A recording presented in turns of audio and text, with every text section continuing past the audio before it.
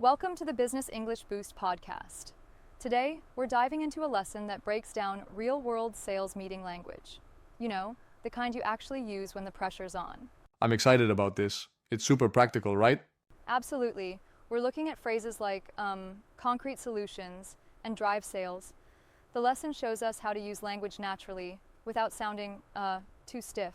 Yep, catchy and real, as if you're right in a boardroom discussing numbers. Exactly. And the cool part is, it starts with a scene. Picture it. The manager is like, "We need concrete solutions now. How do we drive sales?" It's that snapshot of urgency in a tense room. The CEO might just walk in any minute. Right, and that sets the stage perfectly. It's a bit like building a mini drama around everyday business situations. Oh, totally. It uses that scenario to unpack phrases.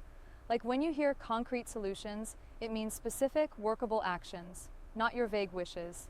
And drive exactly. sales is a vibrant way of saying, we need to boost our numbers. And they give examples, right? Like using it in a sentence. We need concrete solutions for onboarding. Or, a referral bonus could drive sales this quarter. Precisely, it teaches you that small modifications to your language can make you sound both natural and powerful in a meeting. It's like upgrading from textbook English to real English. I love that approach. It's practical. But I wonder, don't you think it simplifies the nuance a bit? I mean, business meetings can be way more complex. That's a fair point. Yeah, It does focus on a limited set of phrases, but in high-pressure meetings, simplicity and clarity win over verbosity. They even show how you can pivot quickly.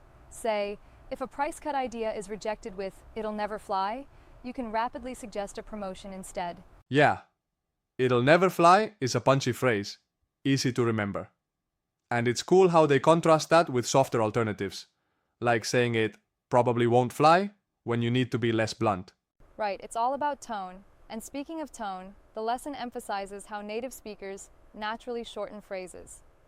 "He will arrive soon" becomes, "he'll be here any minute." Super casual, yet clear. Yep, that reminder really stands out. Dropping the extra words makes your speech more fluid. And then there's the part where they define "in the market." It basically means being involved in the industry. So when a team says, "We're the most expensive in the market," it's not just about price, but about positioning relative to competitors. That industry jargon gets a run through nicely. It even explains that match the competitors isn't only about price, but could be about features, shipping windows, or service speed. Exactly. So in one example, they use, "We can match the competitor's shipping window on the premium plan."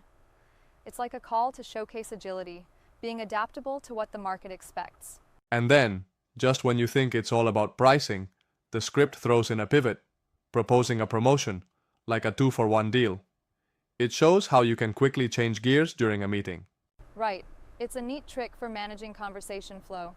When faced with an idea that won't work, "It'll never fly," you shift towards something like a promotion, which is explained clearly as a marketing offer, like discounts or bundles. Yep, and they give those real-life usage examples, like a weekend promotion could lift trial signups without permanent discounts.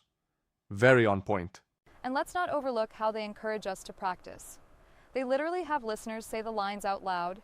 It's like a mini role-play session, repeating phrases to get comfortable with them. That's a smart technique. Practicing these exact phrases can really smooth out your delivery in a meeting setting, almost like muscle memory for language.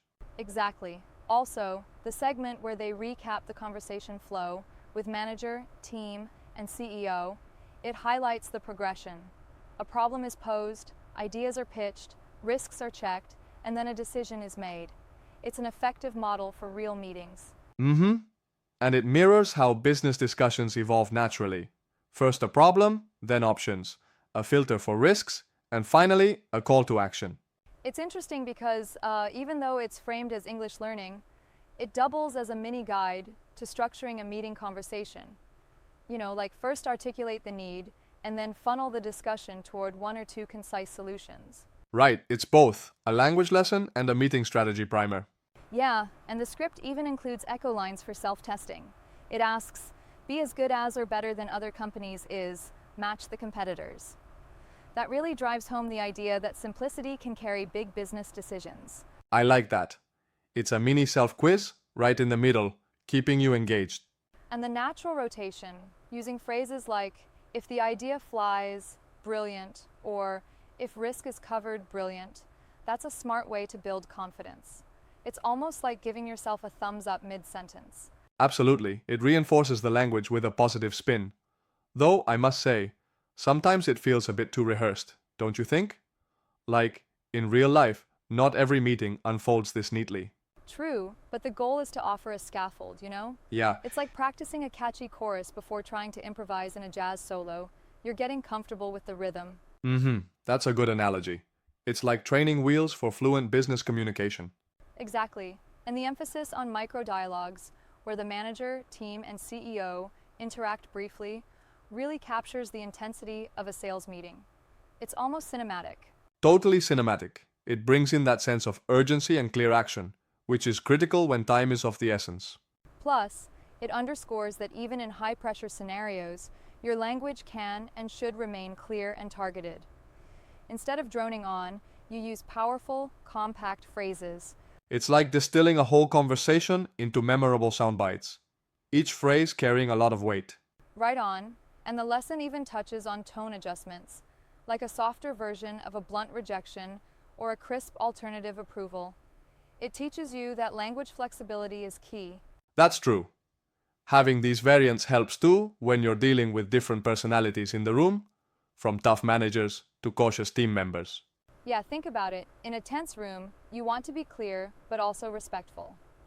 It'll never fly versus maybe it won't fly shows that subtle shift in tone tailored to your audience. And by practicing those variations, you nearly guarantee your message is heard just right. To sum it up, the podcast lesson nails a couple of vital points. Keeping your language crisp, practicing natural transitions, and using micro dialogues to anchor your meeting flow. Absolutely. It's a solid framework for anyone looking to improve their business English on the fly. In our busy modern workplace, such clear, practical language not only reduces misunderstandings, but basically speeds up decision making, essential when the stakes Right. are high. And by rehearsing exact phrases, one can build that confidence to sound both professional and authentic. Exactly. It's like a rehearsal for the real world where you need to be both precise and persuasive. The practice lines, from concrete solutions to it'll be here any minute, equip you with a toolkit for immediate use. I love that practical angle. It's more than just learning words, it's about mastering the cadence and energy of real speech.